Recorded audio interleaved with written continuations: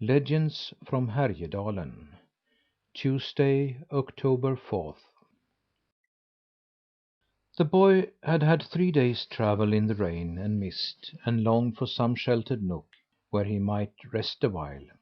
At last the geese alighted to feed and ease their wings a bit. To his great relief the boy saw an observation tower on a hill close by, and dragged himself to it. When he had climbed to the top of the tower, he found a party of tourists there, so he quickly crawled into a dark corner and was soon sound asleep. When the boy awoke, he began to feel uneasy, because the tourists lingered so long in the tower telling stories. He thought they would never go. Morten Goosey Gander could not come for him while they were there, and he knew, of course, that the wild geese were in a hurry to continue the journey. In the middle of a story he thought he heard honking and the beating of wings, as if the geese were flying away, but he did not dare to venture over to the balustrade to find out if it was so. At last, when the tourists were gone, and the boy could crawl from his hiding place, he saw no wild geese, and no Morten Goosey Gander came to fetch him. He called, "Here am I, where are you?" as loud as he could, but his travelling companions did not appear.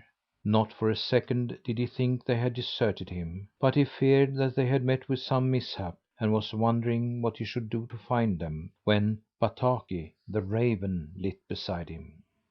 The boy never dreamed that he should greet Bataki with such a glad welcome as he now gave him. "Dear Bataki," he burst forth, "how fortunate that you are here! Maybe you know what has become of Morten Goosey Gander and the wild geese?" "I've just come with a greeting from them," replied the raven. "Akka saw a hunter prowling about on the mountain, and therefore dared not stay to wait for you, but has gone ahead. Get up on my back and you shall soon be with your friends." The boy quickly seated himself on the raven's back, and Bataki would soon have caught up with the geese had he not been hindered by a fog. It was as if the morning sun had awakened it to life. Little light veils of mist rose suddenly from the lake, from fields and from the forest. They thickened and spread with marvellous rapidity, and soon the entire ground was hidden from sight by white, rolling mists. Bataki flew along above the fog, in clear air and sparkling sunshine. But the wild geese must have circled down among the damp clouds, for it was impossible to sight them. The boy and the raven called and shrieked, but got no response. "Well, this is a stroke of ill luck," said Bataki finally, "but we know that they are travelling toward the south, and of course I'll find them as soon as the mist clears."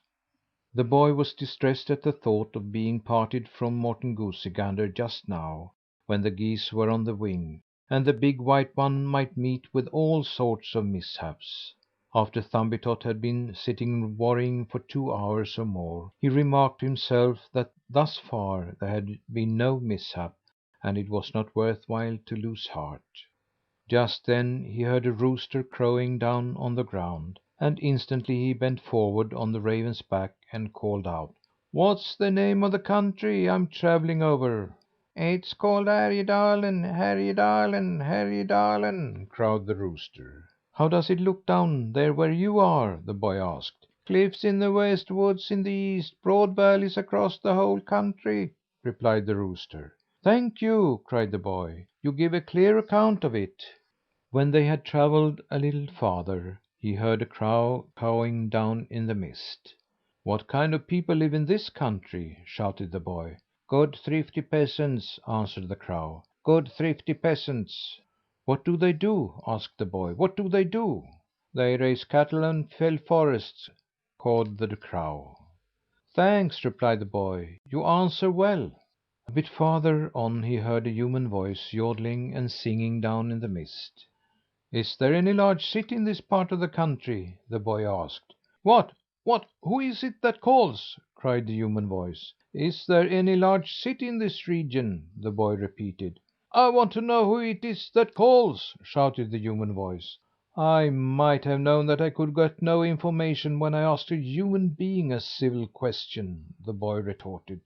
It was not long before the mist went away as suddenly as it had come. Then the boy saw a beautiful landscape, with high cliffs as in Jämtland, but there were no large flourishing settlements on the mountain slopes.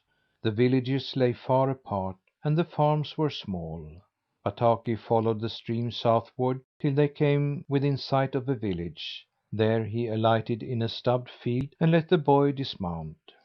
"In the summer grain grew on this grounds," said Bataki. "Look around and see if you can't find something eatable." The boy acted upon the suggestion, and before long he found a blade of wheat. As he picked out the grains and ate them, Bataki talked to him. "Do you see that mountain towering directly south of us?" he asked. "Yes, of course I see it," said the boy. "It is called Sonfjället," continued the raven. "You can imagine that wolves were plentiful there once upon a time." "It must have been an ideal place for wolves," said the boy. "The people who lived here in the valley were frequently attacked by them," remarked the raven. "Perhaps you remember a good wolf story you could tell me," said the boy. "I've been told that a long, long time ago the wolves from Sonfjället are supposed to have waylaid a man who had gone out to peddle his wares," began Bataki. "He was from Hede, a village a few miles down the valley. It was winter time, and the wolves made for him as he was driving over the ice on Lake Ljusna. There were about 9 or 10, and the man from Hede had a poor old horse, so there was very little hope of his escaping. When the man heard the wolves howl and saw how many there were after him, he lost his head, and it did not occur to him that he ought to dump his casks and jugs out of the sledge to lighten the load. He only whipped up the horse and made the best speed he could. But he soon observed that the wolves were gaining on him. The shores were desolate, and he was 14 miles from the nearest farm. He thought that his final hour had come and was paralysed with fear. While he sat there, terrified, he saw something move in the brush, which had been set in the ice to mark out the road. And when he discovered who it was that walked there, his fear grew more and more intense. Wild beasts were not coming toward him, but a poor old woman named Finn Malin, who was in the habit of roaming about on highways and byways. She was a hunchback and slightly lame, so he recognized her at a distance. The old woman was walking straight toward the wolves. The sledge had hidden them from her view, and the man comprehended at once that, if he were to drive on without warning her, she would walk right into the jaws of the wild beasts, and while they were rending her, he would have time enough to get away. The old woman walked slowly, bent over a cane. It was plain that she was doomed if he did not help her. But even if he were to stop and take her into the sledge, it was by no means certain that she would be safe.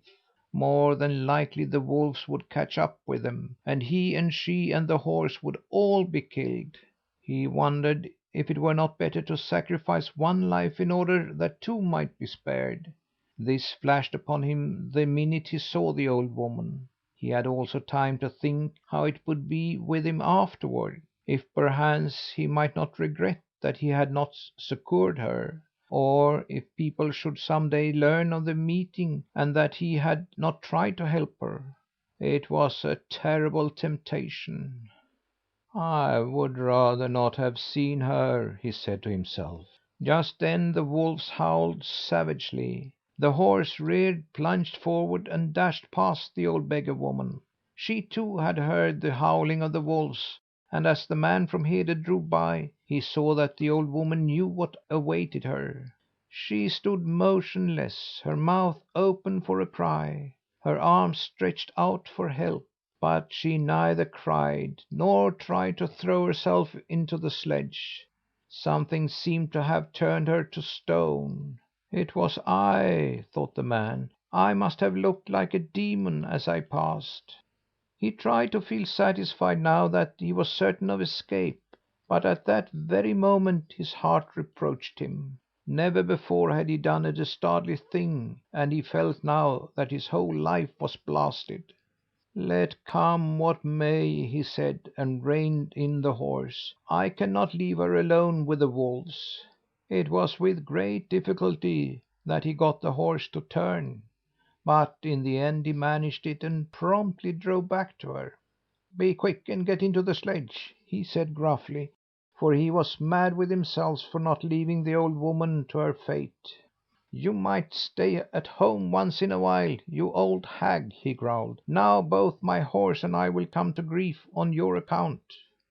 The old woman did not say a word, but the man from Hede was in no mood to spare her.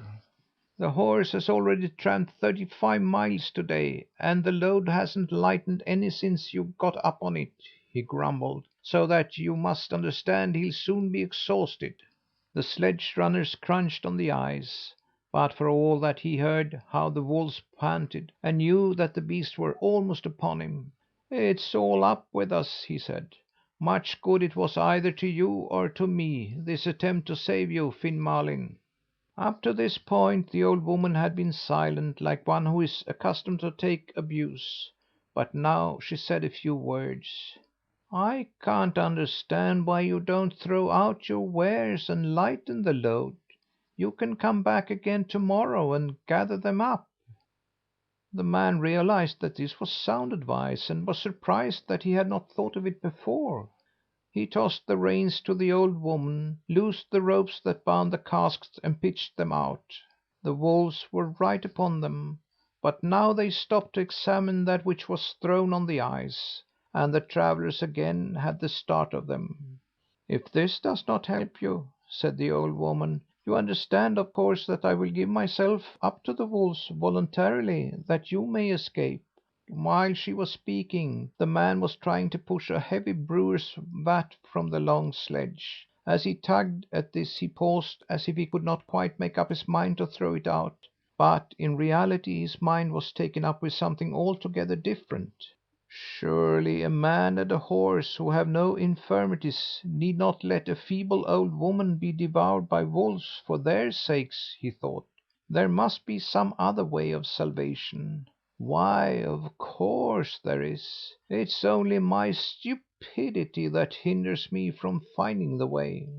Again he started to push the vat, then paused once more and burst out laughing. The old woman was alarmed and wondered if he had gone mad, but the man from Hede was laughing at himself because he had been so stupid all the while. It was the simplest thing in the world to save all three of them. He could not imagine why he had not thought of it before. "Listen to what I say to you, Malin," he said.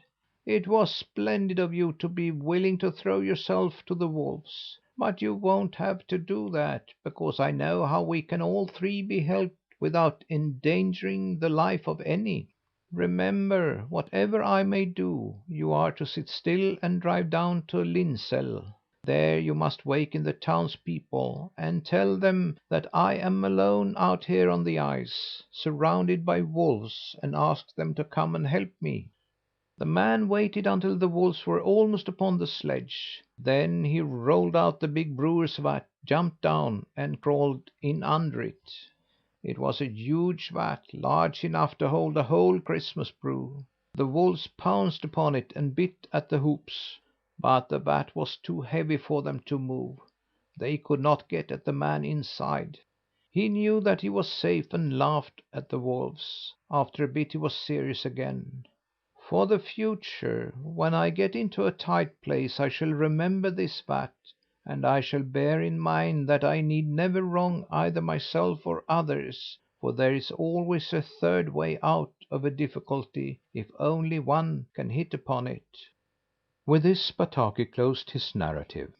The boy noticed that the raven never spoke unless there was some special meaning back of his words, and the longer he listened to him, the more thoughtful he became. "I wonder why you told me that story," remarked the boy. "I just happened to think of it as I stood here gazing up at Sonfjället," replied the raven. Now they had travelled farther down Lake Ljusna, and in an hour or so they came to Kolsätt, close to the border of Hälsingland. Here the raven alighted near a little hut that had no windows, only a shutter. From the chimney rose sparks and smoke, and from within the sound of heavy hammering was heard. "Whenever I see this smithy," observed the raven, "I'm reminded that in former times there were such skilled blacksmiths here in Haerjedalen, more especially in this village, that they couldn't be matched in the whole country." "Perhaps you also remember a story about them?" said the boy. "Yes," returned Bataki, "I remember one about a smith from Haerjedalen who once invited two other master blacksmiths, one from Dalecarlia and one from Vermland, to compete with him at nail making. The challenge was accepted, and the three blacksmiths met here at Kolsätt. The Dalecarlian began. He forged a dozen nails so even and smooth and sharp that they couldn't be improved upon. After him came the Vermlander. He too forged a dozen nails which were quite perfect, and moreover he finished them in half the time that it took the Dalecarlian. When the judges saw this, they said to the Haerjedal smith that it wouldn't be worth while for him to try, since he could not forge better than the Dalecarlian or faster than the Vermlander. "I shan't give up. There must be still another way of excelling," insisted the Haerjedal smith. "He placed the iron on the anvil without heating it at the forge. He simply hammered it hot, and forged nail after nail without the use of either anvil or bellows. None of the judges had ever seen a blacksmith wield a hammer more masterfully, and the Haerjedal smith was proclaimed the best in the land." With these remarks Bataki subsided, and the boy grew even more thoughtful. "I wonder what your purpose was in telling me that?" he queried. "The story dropped into my mind when I saw the old smithy again," said Bataki in an offhand manner. The two travellers rose again into the air, and the raven carried the boy southward till they came to Lillhärdal parish, where he alighted on a leafy mound at the top of a ridge. "I wonder if you know upon what mound you are standing?" said Bataki. The boy had to confess that he did not know. "This is a grave," said Bataki. "Beneath this mound lies the first settler in Haerjedalen." "Perhaps you have a story to tell of him too?" said the boy. "I haven't heard much about him, but I think he was a Norwegian. He had served with the Norwegian king, got into bad graces, and had to flee the country. Later he went over to the Swedish king, who lived at Upsala, and took service with him. But after a time he asked for the hand of the king's sister in marriage, and when the king wouldn't give him such a high born bride, he eloped with her. By that time he had managed to get himself into such disfavour that it wasn't safe for him to live either in Norway or Sweden. And he did not wish to move to a foreign country. But there must still be a course open to me, he thought. With his servants and treasures he journeyed through Dalecarlia until he arrived in the desolate forests beyond the outskirts of the province. There he settled, built houses, and broke up land. Thus, you see, he was the first man to settle in this part of the country." As the boy listened to the last story, he looked very serious. "I wonder what your object is in telling me all this?" he repeated. Bataki twisted and turned and screwed up his eyes, and it was some time before he answered the boy. "Since we are here alone," he said finally, "I shall take this opportunity to question you regarding a certain matter. Have you ever tried to ascertain upon what terms the elf who transformed you was to restore you to a normal human being?" "The only stipulation I've heard anything about was that I should take the white goosey gander up to Lapland and bring him back to Skåne safe and sound." "I thought as much," said Bataki, "for when last we met, you talked confidently of there being nothing more contemptible than deceiving a friend who trusts one. You'd better ask Akka about the terms. You know, I dare say, that she was at your home and talked with the elf." "Akka hasn't told me of this," said the boy wonderingly. "She must have thought that it was best for you not to know just what the elf did say. Naturally she would rather help you than Morten Goosey Gander." "It is singular, Bataki, that you always have a way of making me feel unhappy and anxious," said the boy. "I dare say it might seem so," continued the raven, "but this time I believe that you will be grateful to me for telling you that the elf's words were to this effect: you were to become a normal human being again if you would bring back Morten Goosey Gander, that your mother might lay him on the block and chop his head off." The boy leaped up. "That's only one of your base fabrications!" he cried indignantly. "You can ask Akka yourself," said Bataki. "I see her coming up there with her whole flock. And don't forget what I have told you to day. There is usually a way out of all difficulties if only one can find it. I shall be interested to see what success you have."